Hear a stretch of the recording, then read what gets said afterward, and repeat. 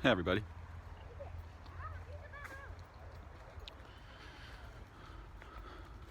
It's a very strange day here in San Francisco, for reasons that aren't entirely clear.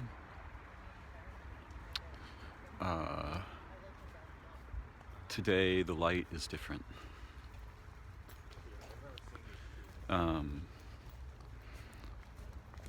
There is smoke, but the phenomenon that occurred today was truly unusual.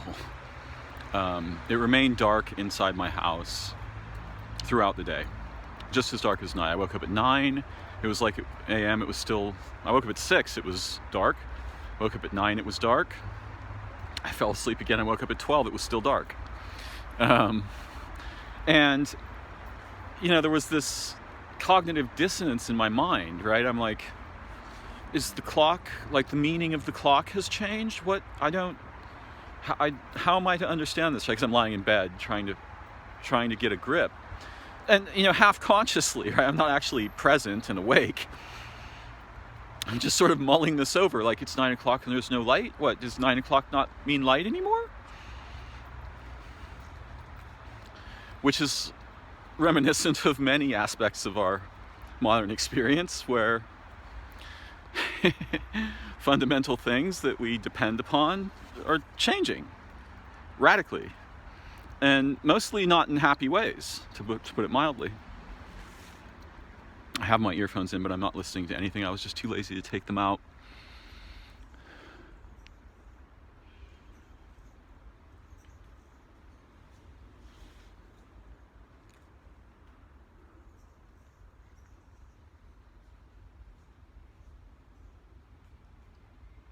There's a unique kind of silence here today. And it's important to take the ear pods out, because even though I can sort of feel it viscerally, and there's plenty of traffic noise, you know, up there,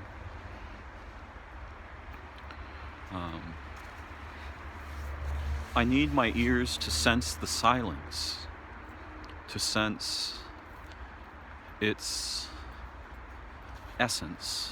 Yeah, it's to sense what is carried in this specific kind of silence.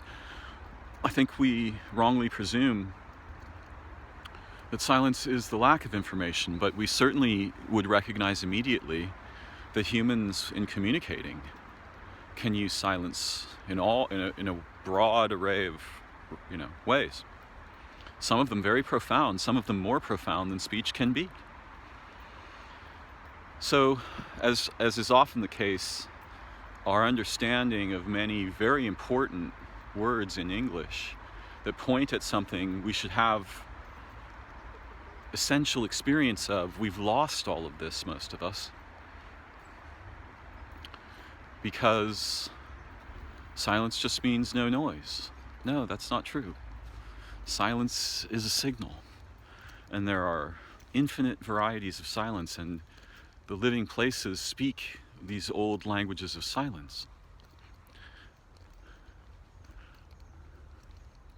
And everything alive knows that today is a day unlike any other. It's never been dark in the daytime. And recordings can't capture that silence. In recordings, representations of relationships, that silence just comes across as no data most of the time. There are ways to use silence that would communicate to us even in recordings. And of course, there's rhythms and all kinds of things. Silence is a part of rhythms, right? Where is the beat not? And we are inclined, I think, partly by our habits with our senses, to pay attention to the beat, right? Rather than, for example, the spaces between the beat. But musicians learned to sense that space and transform it according to something at least reasonably, at least analogically, metaphysical. I was talking with a friend about how difficult it can be to navigate, so to speak, in our present circumstances, and we weren't really getting anywhere. And I said, look, if you were a mariner, right, and there was a terrible storm and the stars were hidden, and somehow the compass was lost at sea, right? The compass is broken or disappears. If you were an old, skillful mariner, you would read the waves, right? You'd read the specific character in the context. And those waves might seem ambiguous, but they're actually, if you have the deep understanding of the water, those waves will tell you which direction is which. And so I was making a sort of parable that we need to learn to read the silence, right? To read ambiguity, because it's a library of senses. So this leads me to my little story for the day.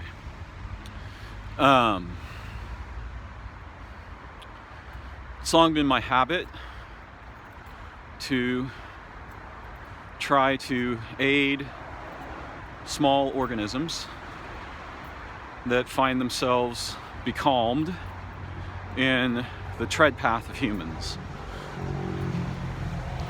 because the humans won't see them most of the time, and there are better places than the tread path for them to recover.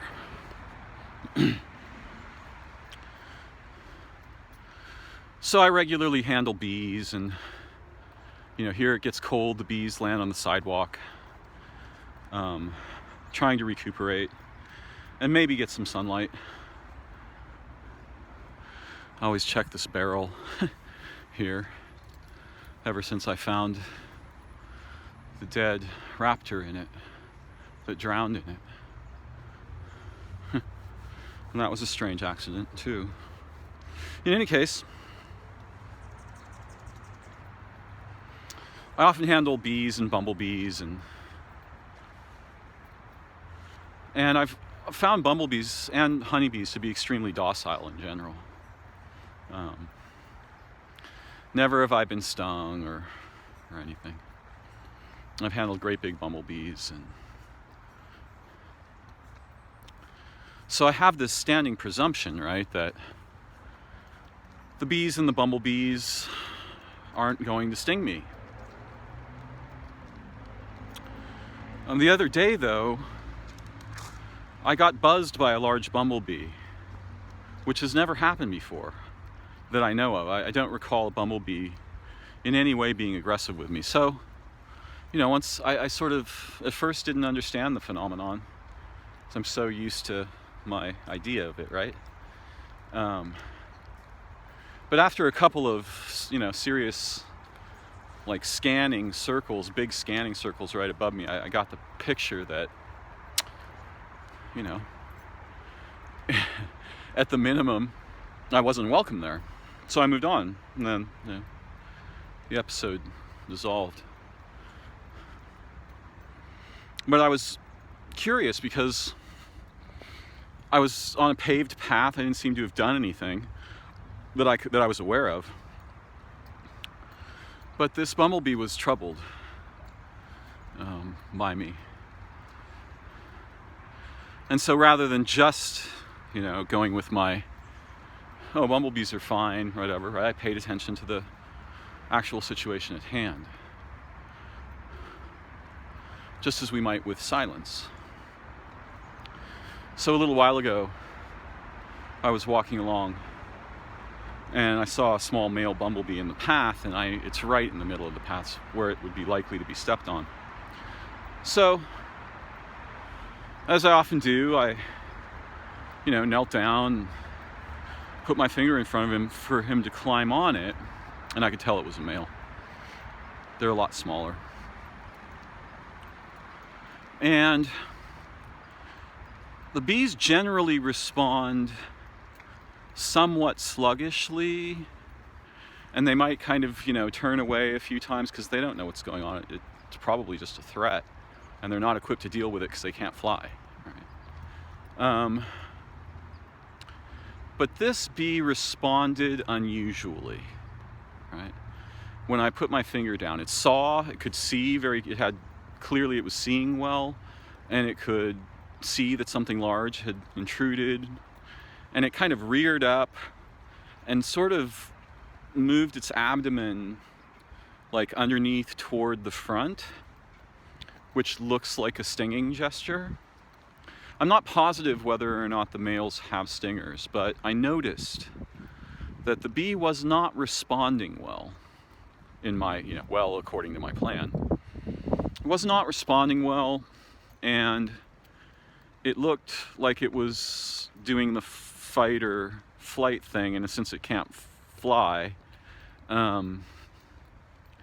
so I thought better of getting it on my finger. I thought, not the right idea here.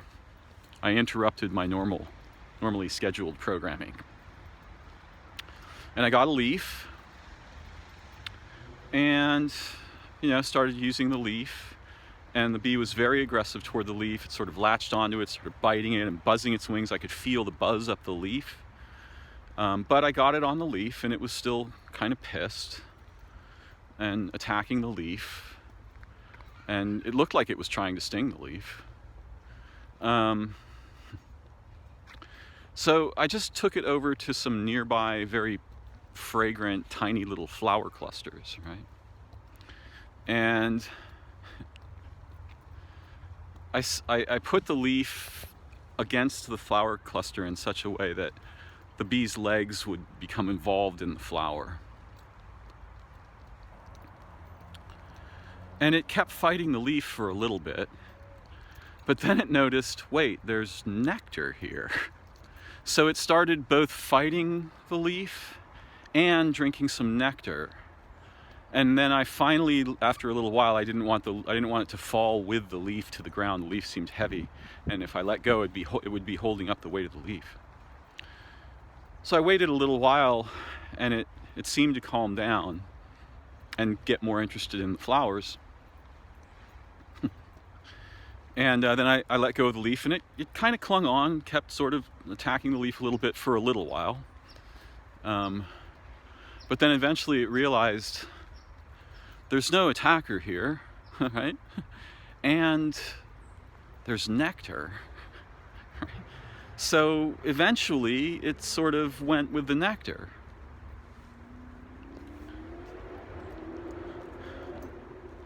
And I thought to myself, how like this little bee I often am, and my people can be, and our cultures are. Right? They're so busy trying to fight something. Now the bee was kind of justified, but they're so busy trying to fight something that they can't tell if it can carry them to nectar. And if it can, and it's not fighting you, you certainly don't have to fight it, right? And I think part of the problem is we just don't get enough nectar. We don't get enough communal nectar. We don't get enough imaginal nectar, enough erotic nectar, enough literary nectar, intelligence nectar, wisdom nectar. And we do get a lot of counterfeits. There's tons of canned goods you can buy for all this stuff.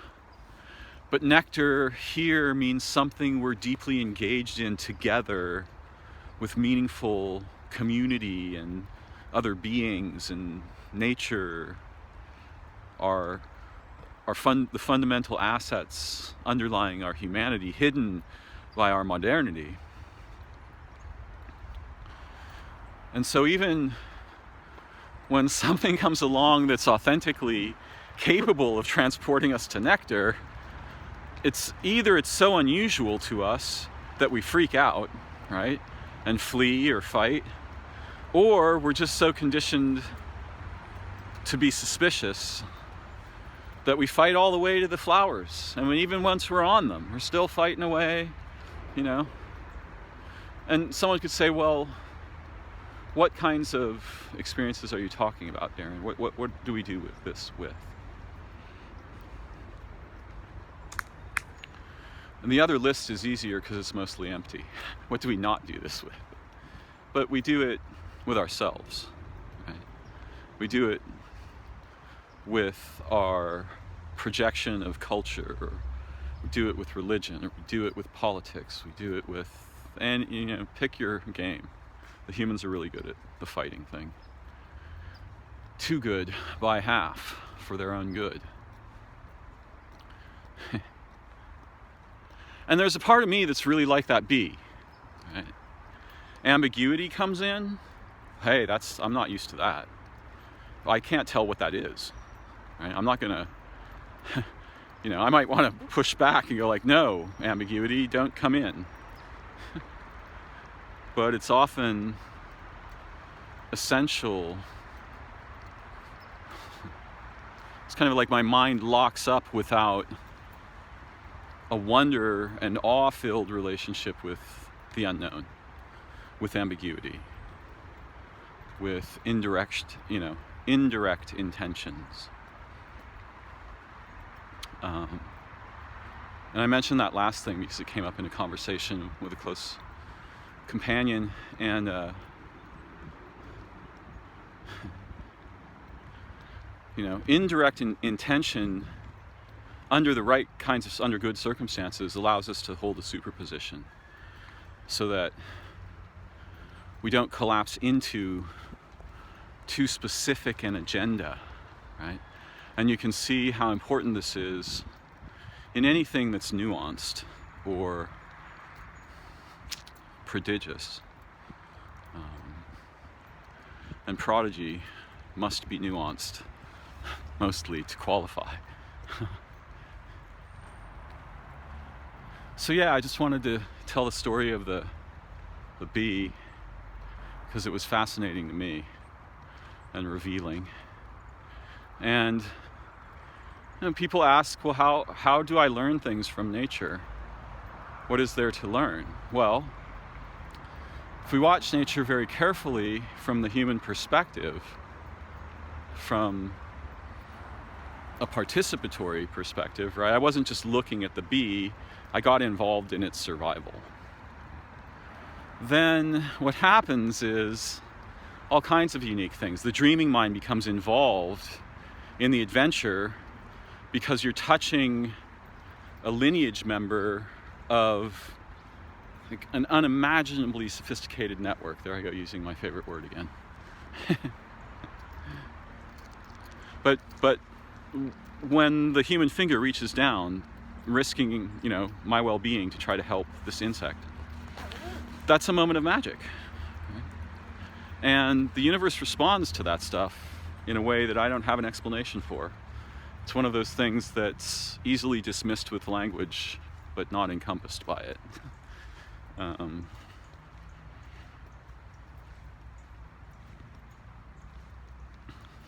What we can learn depends on how we are in the game. Why are we there? How are we participating? Now see, here's a creature that is moving incredibly slowly and is right in the middle of the path.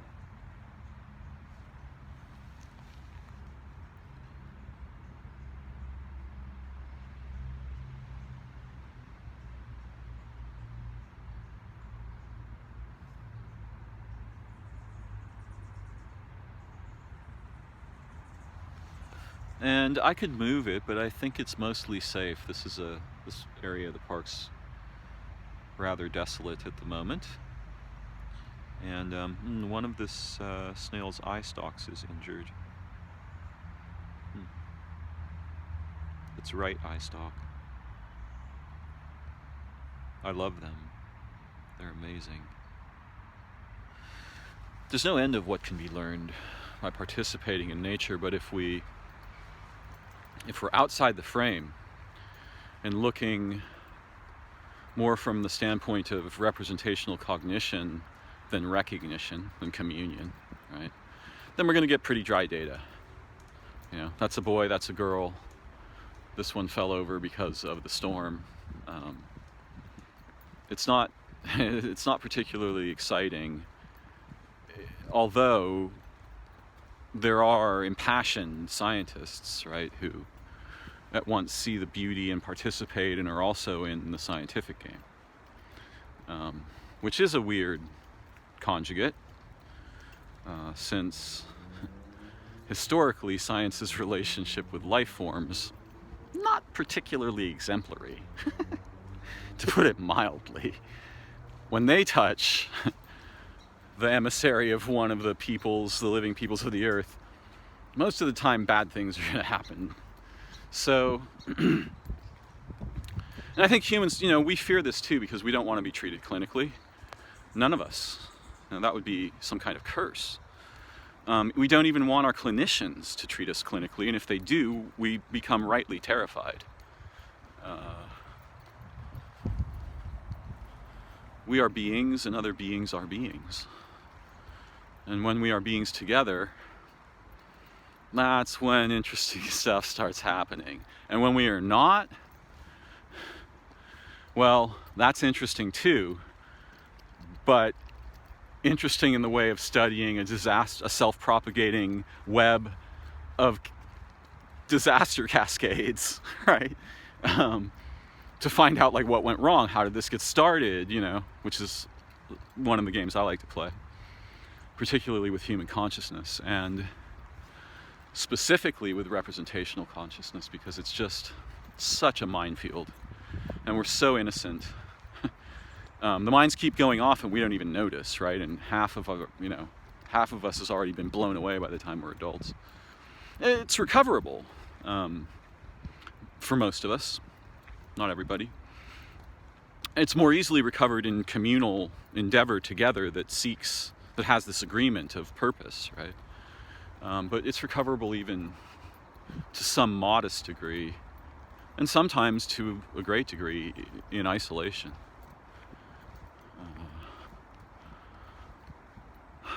An experience many of us are having new dimensions of these days.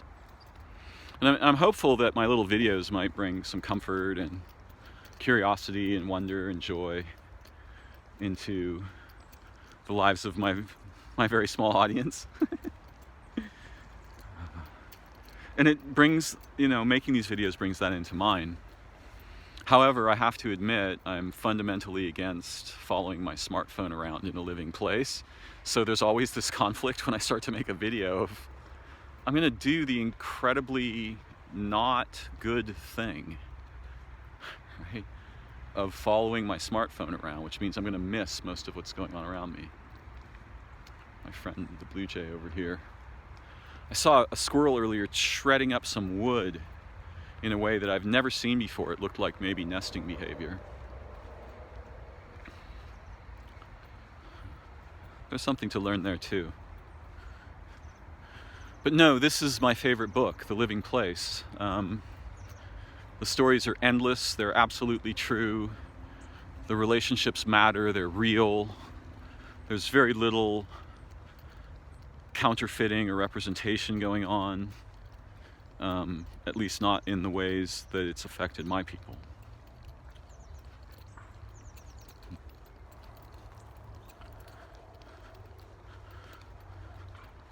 You know, when we reach out to life, any organism, any person, with kindness, if we're not paying attention, we could be stung. Right? My intentions were entirely good with the bee. It was on a different channel. So I had to slow down, right? And interrupt my expectations and my habits and my thoughts and my narrative, right? The bees are nice creatures. I can help them. They will love me. No, I had to pay attention to what's right in front of me. And thankfully I did, because I would have at least been bitten, if not stung, and that wouldn't have gone well for me or the bee that I was attempting to help. And then I might have formed a weird narrative because I got injured, right? So oh, the bees are too dangerous to handle, I'm not going to rescue, or some bullshit. Right? Because, not because the bees are dangerous, because I wasn't paying attention. It's just like when right near the spot that I'm walking now, following my camera, right, I ended up standing on a yellow jacket nest. And I got really, really lucky that time. Or blessed, or however you want to think about it. But yeah, the nest was right in here. In fact, maybe you can see the hole there. Seems to be inactive at the moment.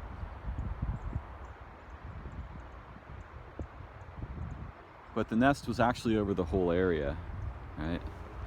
Even though the entrance moved, the original entrance wasn't there.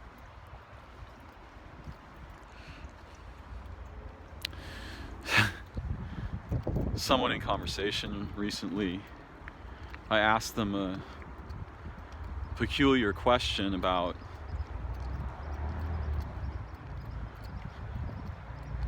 the unique ways that the between of humans in deep relation with one another, deep, passionate, intimate, curious, wonder relation with one another, the way that this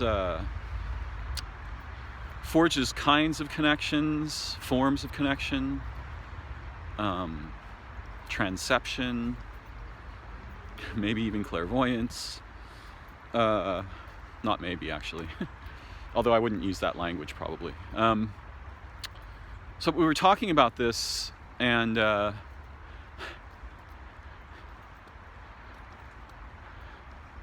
my partner in the conversation said, with great brilliance and childlike perfection, it's a matter of not time. And when I picked my brain up off the floor, I was staggered by this. It's one of the things we don't have a way of saying in English at all, and it points to a position outside of time from which all beings and moments and circumstances are accessible, or at least in my intellect. That's somewhat how I think of it. But it was so beautiful and innocent to declare it's a matter of not time.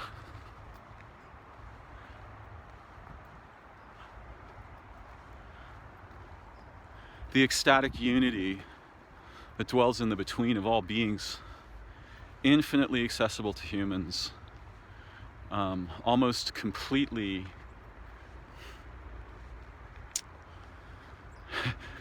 to humans that have become nearly completely divorced from it. Nearly.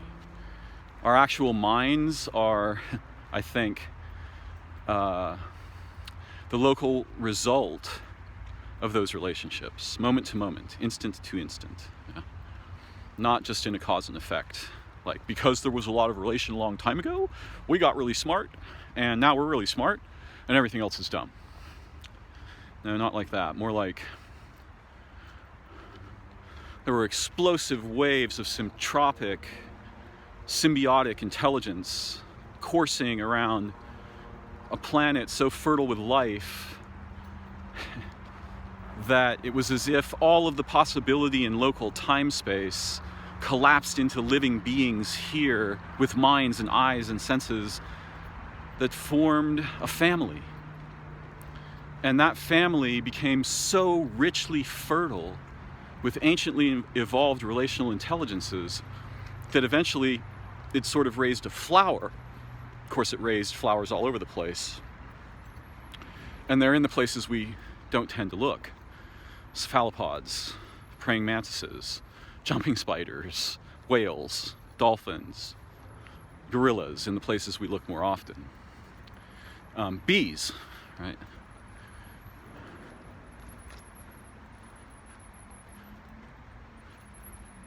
So there's a network, and when we remember the doorway to that ecstatic communion of life that recognizes its inevitably mutual origin, one family together in time-space here. Then all the doors in the library unlock, and you'll hear the sound, not in your ear, in your soul. And when the first door unlocks, if you're modestly skillful in your relationships with living beings, your mind won't merely be blown. It'll be blown and then upgraded and then blown and then staggeringly advanced beyond anything that was previously possible and then blown.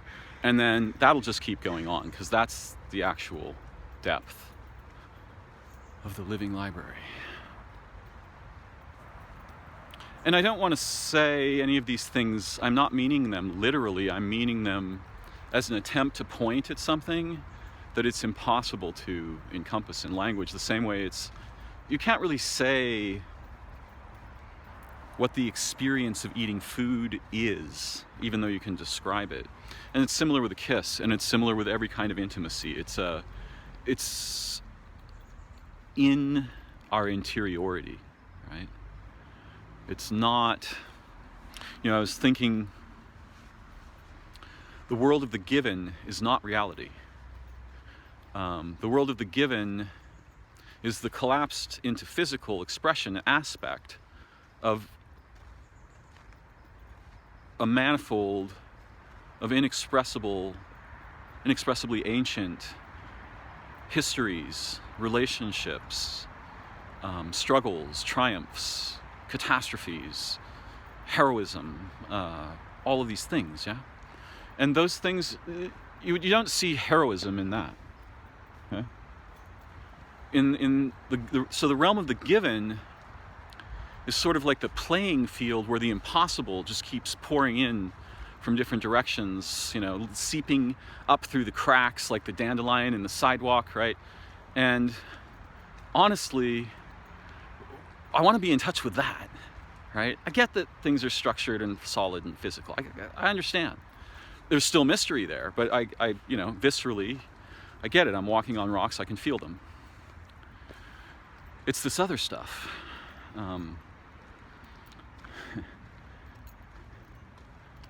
It's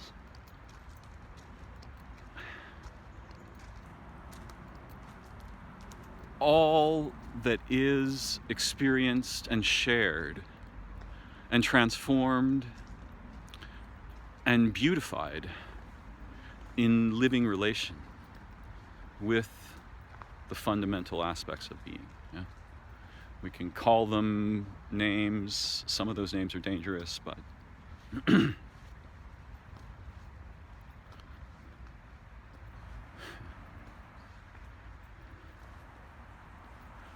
for me, nature's better than space travel plus time travel.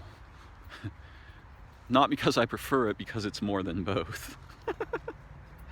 And you don't have to have a vehicle or, right? Contrary to popular belief, technology actually gets in the way of that transport system working. And maybe even tears it apart, which is something I'm very concerned about.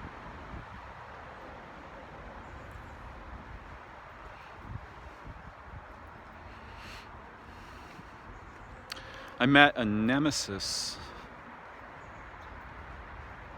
something that was trying to kill me. But instead of fighting it, I put it to sleep. And so I didn't have to win, right? I didn't have to attack. And that left us both better off.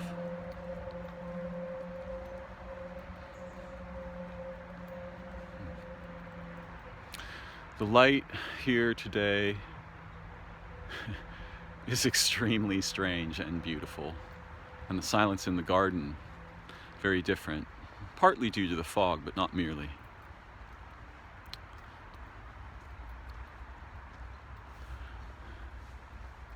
May we continue to learn and grow and see and ask the brilliant questions and chase them heroically together. Thanks for joining me.